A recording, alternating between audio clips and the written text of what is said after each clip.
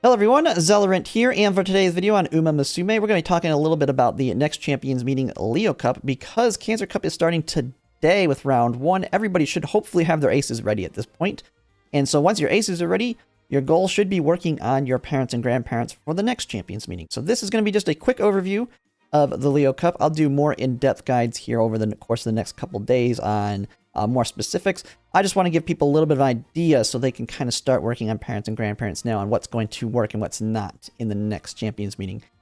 So with the Leo Cup, we are going back to medium again, just like the Taurus Cup, and you're going to see a lot of similarities to the Taurus Cup in the Leo Cup. In that, the biggest difference is really just going to be the racetrack. That instead of left-handed, it's going to be right-handed for the speed buff, and instead of Spring Runner, it's going to be Summer Runner. And it's a slightly shorter track at 2200 instead of 2400, so you could say a little bit less of a stamina need.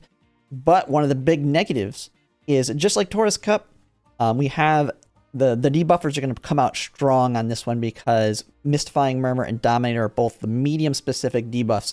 They could not use them on Gemini Cup or Cancer Cup, but they can use them here again, just like the Taurus Cup.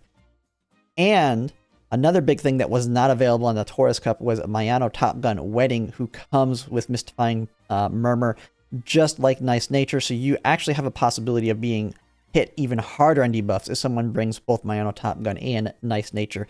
Now, there is the positive part of it in that she was not a heavy, high pull priority for a lot of people, so I don't expect to see a lot of Mayano Top Gun weddings. Just know that it's a possibility. So stamina is still going to be a key point here, and you're going to want to be able to deal with those debuffers that people bring in.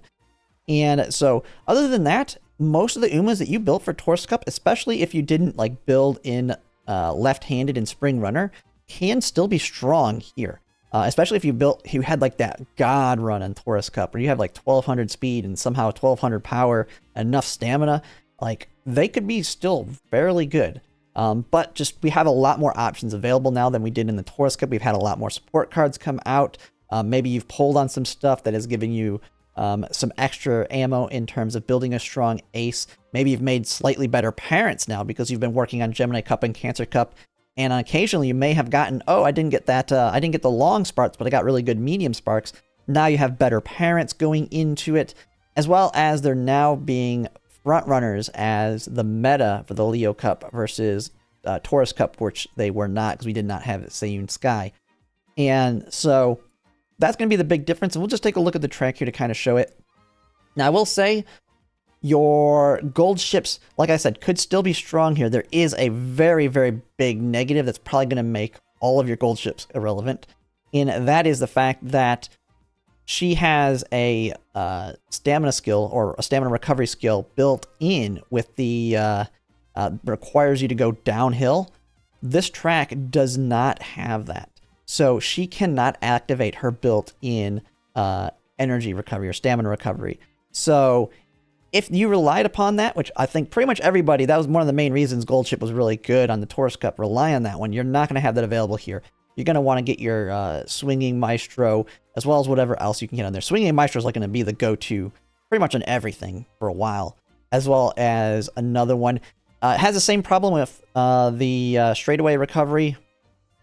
Because you have 3 straightaways, you have it on the start, the middle, and then the very end, meaning you have only a 1/3 chance that it activates like in a good position.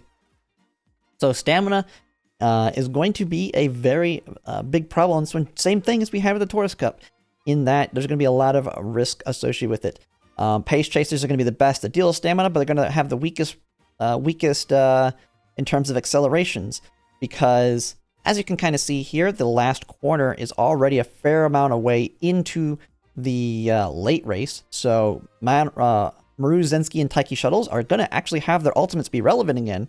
Just know they're going to be a little bit weaker as they start a little bit late, while still having Let's Pump Some Iron being super strong but very gambly, where it activates.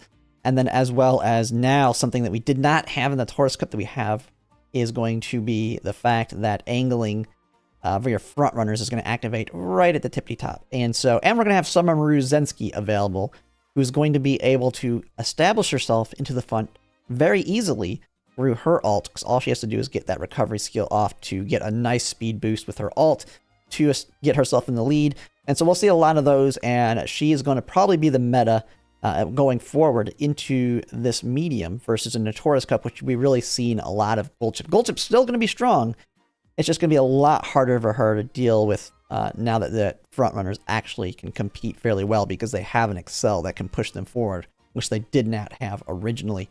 And so that's the big thing here. So Gold Chip still strong. All your end closers, late surgers, they're the gambly ones, just like they currently are in the mile. You got to hope you can get like Let's Pump Some Iron, or they can get themselves far enough forward that they activate this and they don't have as much distance they need to catch up to the front runner, especially if it's a Summer Ruzensky. Or you can do the safe and reliable Pace Chaser. They have the most stamina recovery skills, and thus, if it's a very heavy debuff, so you have nice natures, Mino Top Guns all over the place, maybe you can just outlast other people and then win through just surviving on stamina. I mean, your Pace Chasers still can activate, they'll activate Mino Top Gun, or not Mino Top Gun, Maruzensky and Taiki Shuttle's ult here. Just, it may not be enough to catch up to that front runner or prevent the end closers and late surgers from passing unless they run out of stamina. So every position has like their strengths and weaknesses in this. It's actually going to be fairly competitive like Taurus Cup, but also still have a little bit, stats are going to be very much more important than they are currently in the Cancer Cup, where RNG is a lot bigger of a player, being a shorter race. As long as you meet like the minimum stat thresholds, you have a possibility of winning Cancer Cup. Here, you want those really strong stats, and it's going to give you a big advantage.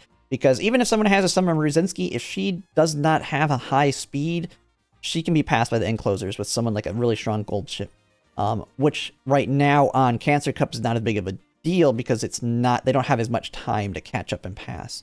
So it's going to be quite fun. It's going to be less RNG, but that means it is going to be harder for the free-to-plays. But overall, Leo Cup is going to be very similar to, like I said, the Taurus Cup in that aspect. And we're going to see that a lot with the mediums, because right after Leo Cup, we're going to go right into another mile, which will be another one that's actually quite similar to Cancer Cup, then a long, and then medium again on the Scorpio Cup, which will be funny when we do Scorpio Cup, because this is effectively the exact same race we did in Taurus Cup, just a little bit shorter, and with a lot more conditions that'll change it up in terms of how important power is when we do rain and soft.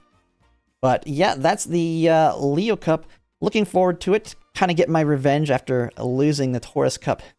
I'm one of those people that was a whale that lost to someone that pretty much looked like they were a free-to-play Uma going into it. And so there still will be that RNG. Don't think you don't have a chance going into this if you're free-to-play or a light spender against whales. It is definitely possible to win it if you build your Uma properly. But that's pretty much it for now. And if you like my content, if you can like, comment, and subscribe, it really helps. And thanks for watching.